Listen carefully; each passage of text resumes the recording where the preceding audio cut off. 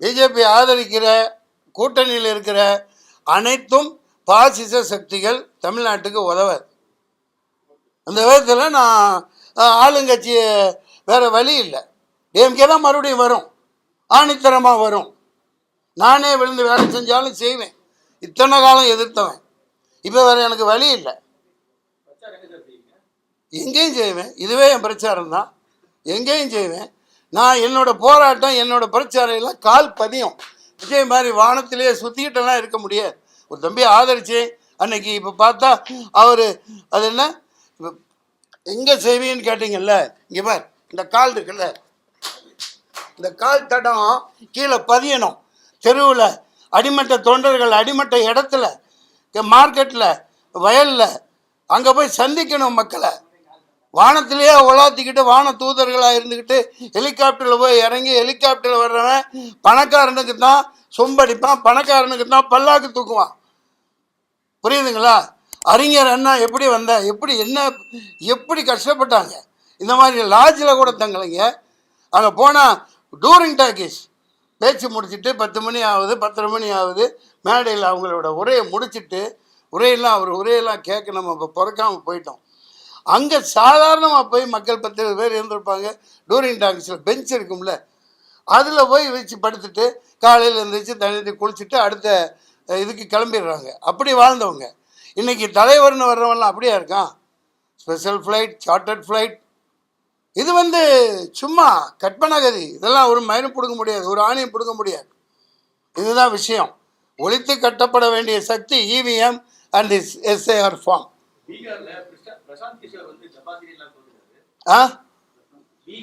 அங்கேயும் இதே மாதிரி இங்கே தோப்பாங்க. சொல்லுங்க. ஏற்படலாம். நீங்களே சொல்லிட்டு என்ன வாயில சொல்ல வைக்கிறீங்க? அப்படி இல்லைங்க. அவருக்கு கண்மூடித்தனமாக நான் அப்படி ஒரு இதே இடத்துல இதே நீங்கள் வந்தீங்க, ஒரு சம்பவம் நடந்தது, அப்படி ஒன்று எனக்கு தோன்றதை சொல்லிவிடுவேன். உணர்ச்சி வசப்பட்டோ படாமலோ நியாயத்தை சொல்லிவிடுவேன்.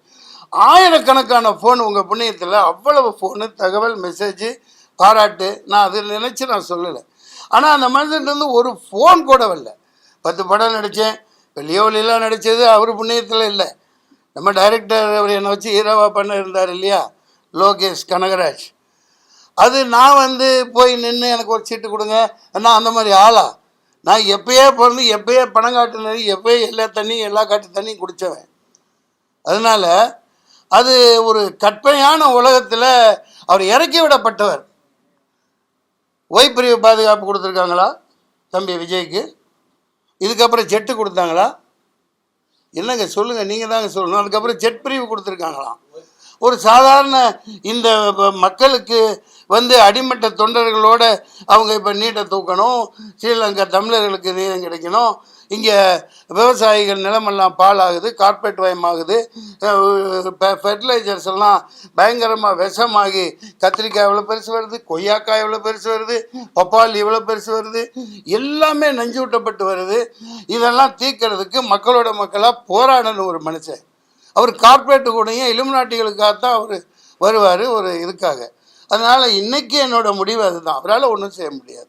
நீங்கள் கேட்டதுக்கு பதில் நீங்களே கேட்டீங்க, நீங்களே சொல்லிட்டீங்க. சொல்லிட்டீங்க, அடிங்க.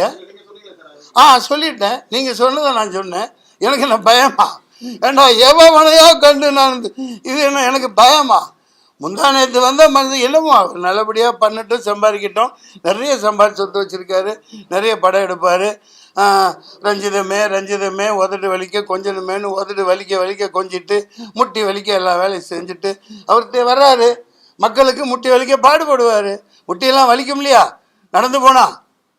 ஓப்பா நீங்கள் வேற ஏங்க விமர்சனம் வைக்கணும்னு வைக்கலைங்க. எனக்கு ஒரு சும்மா போகிற போக்கில் சும்மா தட்டிட்டு போகிறது. எனக்கெல்லாம் ஒரு ஈக்குவல் கிடையாது.